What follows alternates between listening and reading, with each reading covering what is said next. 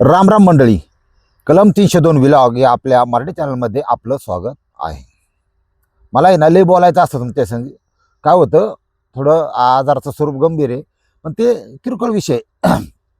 लगेच काय मी जात नाही, घाबरू नका. आजची जी घटना आहे ना, ही घटना फक्त एका गोष्टीसाठी तुम्हाला सांगायची आहे. मला मनातलं जेवढं आज जे साठलेलं आहे तेवढं तुमच्यापाशी व्यक्त व्हायचं आहे तुम्हाला. त्याशिवाय मला शांती नाही, आत्म्याला बी नाही आणि मला बी नाही, असा विषय. नेर आहे का. आणि टाइम बिमचं लिमिट आज संपलं. आज आपला टाइमाचं जाळ झाला तिकडं. हा, ते किती 2 तासाचा होऊन द्या, तुम्ही काळजी करू नका. हंबरून वासराले चाटते जवा गाय, तवा मले तिच्यामध्ये दिसती माझी माय. आई म्हणलं की सगळं संपलं. आई म्हणलं की सुखद. आई म्हणलं की, आणि बऱ्याचशी जणांची आई ह्या जगात नाही, त्यांच्या आठवणीवर ते जगतात, अशी परिस्थिती. तांबडं फुटलं, कोंबड्याने वाघ दिली. कोपाट, ती बी सरकारी जमिनीवर असलेलं, त्या कोपटातून नवरा बायको बाहेर निघाली. ट्रॅक्टर येऊन थांबला होता, डम्पिंगचा, दगड फोडणारचं काम होतं. मग रखमाबाईने आवाज दिला. पोरीचं नाव होतं गजरा, 16 वर्षाची तरणी बांडपोर. पोरगं काय झालं नाही. म्हणले गजरीचं लग्न करायचं, तिला वाटं लावायचं, ही आईबापाचं स्वप्न. पोरलंही दिखली, वाईट वक्ती नजर तिच्यावर कायम असायची. तिच्या आईबापांनी ती हेरलं होतं. म्हणले आता आपण एक बघू, थोडं अजून दगडफोडीचं काम संपल्यानंतर हिचं 2चं 4 आपण करून टाकू, तू काळजी करू नको. दुर्दैव आडवं आलं. दगडफोडीचं काम करून माघारी येत असताना डम्पिंगला उटी लावायला गेला तिचा बाप, आणि अपघातामध्ये वारला. गाजरा पोरकी झाली, आई राहिली. लेख दिखणे म्हणले आई दिखणे असणारच, ध्यानात ठेवा. मग 4-6 महिने गेलं, पोरीचं लग्न तसंच राहून गेलं. त्यांना काही लग्न लवकर जुळवता आलं नाही, कारण आधार तुटला होता बापाचा. आई होती. त्या कॉन्ट्रॅक्टमध्ये एक माणूस होता, डिझेल पुरवणे, वाहनांना ही करणे, अशा प्रकारचा, पण तो गुन्हेगारी स्वरूपाचा होता. आणि घटना आत्तापासून बरीच जुनी सुरुवात सांगतो तुम्हाला काय झालं. त्या माणसाने काय केलं, मला पोरगीला दिखणी बा. आणि तो काय असा पोऱ्याच होता, ती काय लई ना, तर लग्न नव्हतं त्याचं काय. त्यांनी तिच्यावर नजरेचं जाळं टाकायला सुरुवात केली.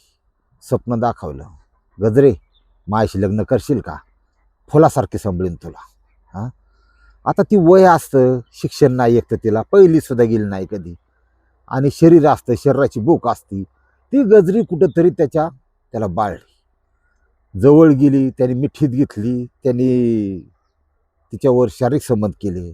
त्या शारीरिक संबंधाची तिला चटक लागली. 1-2 महिने गेलं. त्याला वाटलं बरं झालं, फोकाट मिळालं पाखरू. खायला प्यायला काहीतरी आणायचा तो, हा द्यायचा, थोडंफार पैसे द्यायचा. जिलाबीचा आण, भजेचा आण, पवे म्हणतात त्याला विदर्भात. आता बाणगड काय झाली, ठराविक काळ निघून गेला तसा तिला राहिलं दिवस. बिगर लग्नाची पोर. मग ते म्हणलं आपण पळून जाऊ, लग्न करू. 3रा महिना चाललाय आता, पोट वाढायला लागले, दिसायला लागले, आपण लग्नच करू जाऊन. तिला ते विचार पाटला. त्या माणसाने तिला तिथून जे उचललं ते डायरेक्ट बुधवार पेठेत आणून विकलं. विषय संपला. 3.5 महिन्याचं पोर पोटात. बस म्हणला. तिला काय तिथं ते विषयाची माहिती नव्हती, पण बाया दिसायच्या, लाली लावलेल्या, लिपस्टिक लावलेल्या, उग्रवास. हा, लय अवघड. गेली निघून ते पैसे घेऊन. आता तिथं जी आंटी होती, त्या आंटीनी 4 महिन्याची गरोदरी ही. आता ठीक आहे, 2दा कसा का असला, पण एक स्त्री दुसऱ्या स्त्रीचं दुःख समजती. हिला आता काय करायचं नाही, हिला आत्ता गिराईक पाठवायची नाही, हिला आत्ता धंद्याला लावायची नाही, हिला डिलिव्हरी होऊन द्यायची.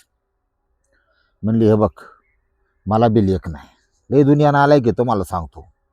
एखादं तुम्हाला लय गोड बोलत असं ना, त्याच्या पाठ्यामध्ये हे तू ओळखा बरं का. हा आहे तर मग माझ्या त्वरेस होण्याचा काय फायदा नाही.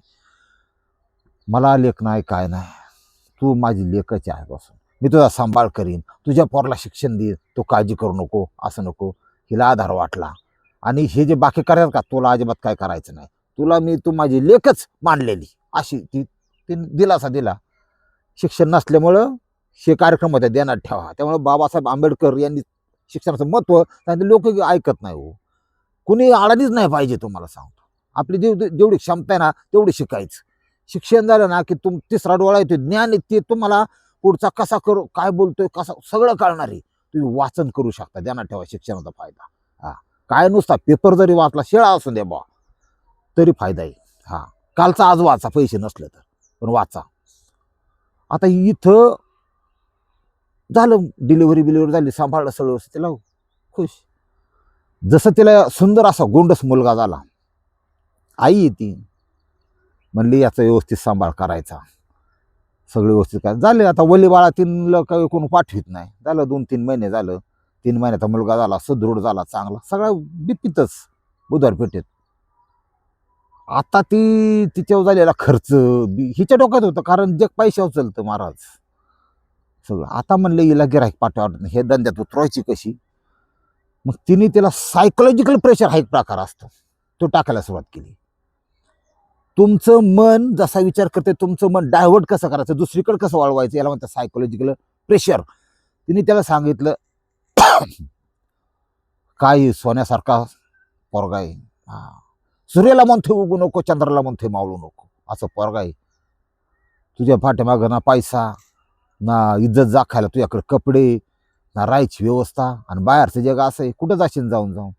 तू कुठेही कानाकोपऱ्यात अंधाराची गावली तर ही वासनांद गिधाड टपलेली आहेत तुझं लचकत वाढण्यासाठी, तुझा खून करू शकतात. मार, ही जग असंच आहे, दुनिया असंच. ज्याला राहायला 4 भिंतीत आणि वर सफर आहे ना, तो जगातला सगळा सुखी माणूस, फक्त सुरक्षित आहे, लक्षात ठेवा. म्हणले तुला काय करायचे, या पोराचं शिक्षण खर्च आहे बाई, काय कसा करणार, विचारत पडली. नाही पण अक्का, तुम्ही आता आई आहे ना, मी कशी करणार, माझं काय 10 गेलं आणि 5 राहिलं. तुला तुझे पैसे स्वतःच कमावे लागतील. हा, काळजी करू नको, तुलाच कमावे लागतील. तू हे जग, आम्हालाही जगून दे, माझं बी थकलंय. आता बाकीच्या पुरी आहेत, काय धंदा होत नाही असं नाही तसं. तू रूपाने दिखणी आहे, हा उंच पुरी आहे, आणि तू विकण्यासारखी चीज आहे तुझं शरीर, असं तसं सापटून दिलं जबरदस्तीने. तिला पहिल्यांदा तिला ऑड वाटलं, म्हणजे नवीन गिराईक, ते स्पर्श, शरीर विकायला सुरुवात केली, देह विक्रय करायला तिने सुरुवात केली त्या पोराकडे बघून. आता सुरुवातीला कसं तरी वाटलं, कारण प्रत्येक पुरुषाची वेगळी खोड असते. ध्यानात ठेवा, प्रत्येक पुरुष शरीर समज हा वेगळ्या प्रकारे करतो. आता बऱ्याच केसेसमध्ये आपण बघतो ना की नवरा असताना परपुरुषाच्या प्रेमसंबंधात, अनैतिक संबंधात पडून त्या महिलेने नवऱ्याचा काटा काढला, आणि ती का तर द बेस्ट, चांगल्या प्रकारचे परफेक्ट संबंध करणारा जर प्रियकर भेटला तर पतीचा सुद्धा काटा काढलाच म्हणायचा, असा विषय असतो थोडासा. ध्यानात ठेवा, ही सायकोलॉजिकल गेम ही माइंडची, ही लोक लक्षात घेत नाही. कसं आहे, तुमच्यापेक्षा जास्त बेटर परफॉर्मन्स करतो ना, त्याला तिथं ते आकर्षण वाढतं शरीराचं, असा विषय असतो. इथं काय झालं, ती गिराईक येणं जाणं ती रुळली काय दिवसांनी त्या धंद्यात. दिवसामागून दिवस गेले, कॅलेंडर बदलत गेली. थोडंसं 2002चा झाल्या, 2002ला चालू झालेला विषय 2024-23 पर्यंत येऊन थांबला. आता हे इतके वर्ष गेली, ह्या वर्षात इतकं पुला खालून पाणी वाहून गेलं. सगळ्या पेट्रोल रिक्षा, त्याचा तो मस्त आवाज कडक 2 स्ट्रोक इंजिनचा, तो जाऊन गॅसच्या रिक्षा आल्या, इलेक्ट्रिक रिक्षा आल्या. बदल होत गेला पुरुषात. जे तारुण्याची मुसमुसलेली स्त्रिया होत्या, त्यांच्या चेहऱ्यावर सुरकुत्या पडल्या, तारुण्य गेले निघून. हा, संपला विषय. जे पुरुष होते, ज्यांची स्वप्न होती, काही जगले, काही पैसे कमावण्याच्या लढाईत मेले. असं जग बदलत राहतं. काय आपण बी त्या जगण्याचा एक भाग आहे, ध्यानात ठेवा. काळ जसा निघून गेला तर त्या मुलाला त्या गजराने इतकं सुंदर पद्धतीने शिकवलं. त्या बुधवार पेठ, तिथं असलेले दलाल, तिथलं असलेले चर्शी, दारुडे, गंजाडे, आमकं काय असेल ती, यांच्यापासून त्याला लांब ठेवलं. त्याला इंजिनिअरिंगच्या शिक्षणाला फक्त लास्ट इयरला होता. आणि त्या मुलाची मानसिकता सांगतो अशी झाली, मुलगा हा आईचा, त्याला म्हणजे लहानपणी काय कळते, पण मोठं झाल्यावर त्याला सगळं कळतं की आपली आई ही देह विक्रय करते. तिला विचारायचा प्रयत्न केला, म्हणजे मी कुणाचा म्हणले, तू तू तू कुणाचा आहे की माझा बाप कोण, याचं उत्तर इथे मिळत नाही. हा, किंवा जसं एखाद्या नेत्याने भ्रष्टाचार केला त्याचं उत्तर मिळत नाही. ते फायली बिली गाळ होत्या, जाळलं जातं मंत्रालय, असा विषय असतो. ते ते कळत नाही काय कधी. तू कोणाचा आहे काय आहे हे बाग महत्वाचं नाही. तुझा आई मीचे बाप मीचे, तू शिक. ह्या दलदलीतून तू बाहेर पड. आपण पुण्यात राहतो, 1 नंबर IT पार्क आहे हिंजवडीचं. इंजिनियर हो, IT ला जात कुठंतरी नोकरी कर, तुला पॅकेज मिळेल. तुला पॅकेज मिळालं की आपण एक स्वतःचं घर घेऊ, 1 BH घेऊ, लांब घेऊ जरा, आपल्याला रोज कशाने यायला. आणि ती घर मी सजवीन माझ्या हाताने, मी त्या घरापुढं तुळस बांधीन. तुझं लग्न होईल, तुझी पोरं सांभाळीन, कारण माझा मुलगा कामावतोय, ही माझं स्वप्न आहे. हा, मी हे करते, ही तुला माहिती आहे, मला माहिती आहे लहानपणापासून काय की ते समजून सांगायचं त्या पोराला. पण तो जो पोरगा आहे त्याच्या मनात एक कॉम्प्लेक्स तयार झालता. त्याची विचारसरणी होती, आई आहे, माया आहे, प्रेम आहे, दया आहे, सगळं आईबद्दल. पण ती गिऱ्हाईकं यायची, ती आई त्यांना साईडला घेऊन जायची, तो त्या आईचा तिरस्कार करायचा आणि तिला म्हणायचा, लांब थांबायचं मायापासून बोलताना, चिडचिड करायचा, तुझ्या शरीराला मला परपुरुषाचा वास येतो. हा, मग ती हसून, अरे आपला व्यवसाय ते, पण तुला शिकवते ना मी, असं हसून त्याला म्हणायची, घे सांभाळून बाळा. पण आतून लय तुटायची, त्याला वाईट वाटायचं. हजारो इंचवाने डंख माराव इतक्या वेदना तिला व्हायच्या. पण काय होतं, आई होती. झालं अजून 10-15 दिवस गेले निघून. त्याचं सगळं चालू होतं. तो आपलं त्याची खोली शेपड होती कोपऱ्यात त्या मुलाची. तिथं तो त्याला कॉम्प्युटर आणून दिला होता, ते लॅपटॉप आणून दिला होता. तिथं ते करायचा, अप्लाय कर, आमकं कर. त्याचा इंटरव्ह्यू होता. आता इंटरव्ह्यू म्हणल्यावर तो आईला म्हणला, मला व्हाईट कॉलर, पांढरा शर्ट, फॉर्मल, म्हणजे त्याच्या लायनिंग बिनिंग असं नाही का, ते स्टँडर्ड काय असे अधिकारी विधिकारी ते वापरतात बघा, ती बेल्ट, इनशर्ट, पांढरा व्हाईट कॉलर, मग लाच घेतली जाते. तसाच प्रकार थोडा, म्हणजे व्हाईट कॉलरच्या मागं ब्लॅक कॉलर असते, लेण्यात ठेवा. ते म्हणजे सगळेच वाईट नाही, पण बरेच चालतं तसं. मला तसला घ्यायचा आहे मला, कशाला, इंटरव्ह्यूला. हा, बरं म्हणली घे, काय हरकत नाही, कॅम्पस इंटरव्ह्यू. मला बरं ठीक आहे. पण तिने स्वतःची पर्स उघडली गाजराबाईने, 200 रुपये होता आतमध्ये. पैसे किती लागतात रे, मला शाळेची फी पण द्यायची थोडी, मला 5,000 रुपये पाहिजेत. म्हणजे बाळा एवढं पैसे नाहीत माझ्याकडे आता, 2 दिवस कॉलेज सांभाळून घेऊ शकत नाही का, कारण नाही मला उद्याच पाहिजेत. म्हणला तू काही कर तिकडं, पण मला तू उसणं पासणं कर, काही कर. आता नागड्यापाशी गेलं उघडून, काकडून गेलं, तशी तारा झाली. साईटने मिळाला, पण रक्कम मोठी, 5,000 म्हणजे. मला इतके दिवस काय केलं, कुठे जिरवतो पैसा तू, मला पैसे देत नाही. तुला वाटतं मी शिकावा नाही, मोठं व्हावा नाही, इंजिनियर व्हावा नाही, साहेब व्हावा नाही, तुला वाटतं मी दलाल व्हावा, इथं गांजाच्या पडे एकावा, तिथं चरस ड्रग्ज MD एकावा, सरकारी पाठबळा नाही, असं तुला वाटतं का? तसं करू नको तुला. अरे बाळा तसं नाही, तुझ्यासाठी तर मी एवढे करते, तू काळजी करू नको. म्हटली बघते काहीतरी. 11:30 वाजल्या होत्या रात्रीच्या. किंवा आपलं कानात तसली ती बुचणं घातली, अभ्यासाला असतात ना ती मोबाईलची, ती बुचणं घातली, ती आपलं अभ्यास आतल्या खोलीत गेली निघून तिकडं. परत रोडवर आली गिरायकाच्या शोधात. 5,000 रुपयाची गरज होती. 5,000 रुपये आपल्याला कुठे मिळते बाबा, ह्याच्यासाठी तिचं डोकं चाललं होतं. धंदा व्हाय ना, गिरायक कमी, आमकं तमकं. तिला एक माणूस येताना दिसला, आणि त्या माणसाचं नाव आहे बाईयाजी. त्याच्याबरोबर एक हवालदार पण होता.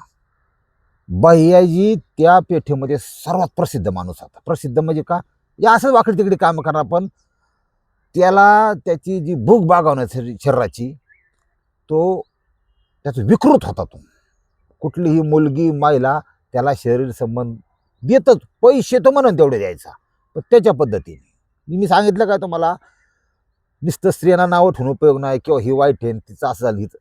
पुरुष सुद्धा लय खुडीचे असतात, तुम्हाला सांगतो. ह्याची पद्धत अशी होती की हा पेन पेन म्हणजे एक वेगळा प्रकार आहे. तुम्हाला आता मीच काढून सांगितल्याशिवाय थोडं कळायच नाही. पेनफुल शारीरिक संबंध म्हणजे थोडक्यात तुम्हाला तो पेन म्हणजे एखाद्याला दुखवणे, एखाद्याला वेदना देणे, एखाद्याला असं ओरिजिनल आरडावाडा लावणे, ती राष्ट्राध्यक्ष ती नाही का आपण बघत होतो आता फाईल्समध्ये त्या लहान लहान मुलांच्या कापून खायची, त्यांचं काही पण खायची, काही करायची, प्रचंड व्याध हे राक्षस आहेत. याच्यासाठी गरज आहे ती आता कलियुगातल्या अवताराची, हे मारले पाहिजे तुम्हाला सांगतो. हा, गरिबाचं आजही शोषण चालू आहे प्रचंड. हा, दलितांचं शोषण चालू आहे आजही. हा, का पैसा नाही त्यांच्याकडे, काय करतात, त्यांना गरीब ठेवलं गेलं. ही वस्तुस्थिती आहे समाजाची. ध्यानात ठेवा, ह्या अख्ख्या एवढ्या मोठ्या दुनियेत जगात तुम्ही एकटे, तुमचं कुटुंब एकटे आहे. कुठलाही गुन्हा करू नका, नाही तुम्हाला सडवून टाक त्यांच्या तुरुंगात टाकून खोट्या गुन्ह्याखाली, अशी दुनिया आहे. जाऊन द्या बरोबर. आता इथं काय झालंय, ते जो भैयाजी आहे तो विकृत संबंध करणारा माणूस, तो पट्ट्याने मारायचा, नरड्याला बी पट्टा बांधून टाकायचा, हातपाय बांधायचा, सिगरेटचे चटके द्यायचा, हा, कधी कधी स्वतःच्या हाताने चिमटे काढायचा, हा, कधी गळा दाबल्यानं अर्ध मेल्यासारखं करायचा, असलो. हा, आणि नंतर ते संबंध करायचा, असली सुद्धा विकृती. आणि सहमती का गरजेचे, पैसे घे मागन तेवढे, 200-300 रुपये रेट होता, 5,000 घे, 10,000 घे. पण तसं त्याला बघितला, तिला म्हणले आज भैयाजीला बोलवा, जिथं कुणी धाडस केलं नाही ती धाडस तिने केलं. भैयाजीला बोलवायचं, म्हणले भैयाजी आपके साथ सोने का इरादा है मेरा, बुढ़ी को आ गई क्या जवानी, तो मांडला तिकडून, तेरे को मालूम क्या मेरे को कैसा लगता है, कैसा मांग होता है मेरे को सब मालूम रे, तू आजा. ते आईला ते हवालदार गेले निघून, ते तुम बघा उद्योग म्हणला. तो आला, 5 कितना मागताय, 5,000 सहना पडेगा, ठीक. लगेच ती 5,000 रुपये घेतलं. साईडला टेबल होता, त्याच्यात पाण्याची बाटली होती बिस्लरीची, त्याच्या खाली ते नोटा ठेवून अशा वरून पाण्याची बाटली मांडली. आणि तुम्हाला माहिती आहे का, एक उशी असती म्हणजे डोक्याखाली घेत होती, पण काही उशी कशा असतात, उशीसारख्या ना थोड्या ॲक्टिव्ह रंगीत अशा प्रकारची ती बारकी उशी.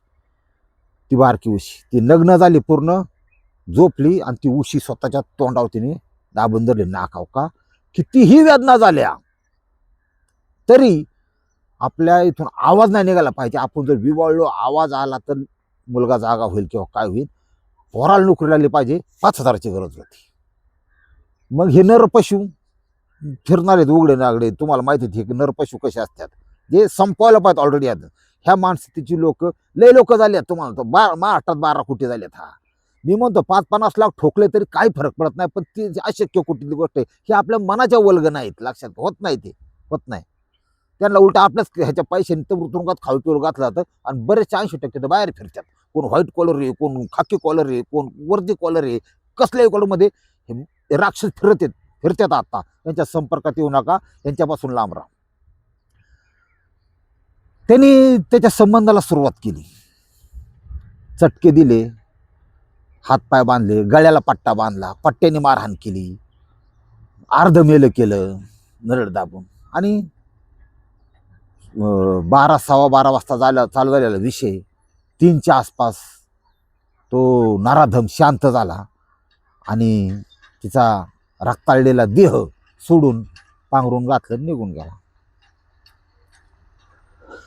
6-6:30 वाजले. हा उठला, पोराने आंघोळ बिंघोळ केली, आई झोपली. आईकडे बघितलं, साईडला बघितलं तर डायरेक्ट 5,000 बिस्लरीच्या बाटली खाली. 5,000 रुपये त्यांनी घेतले. इतका त्याचा जीव मोठा झाला त्या पोराचा.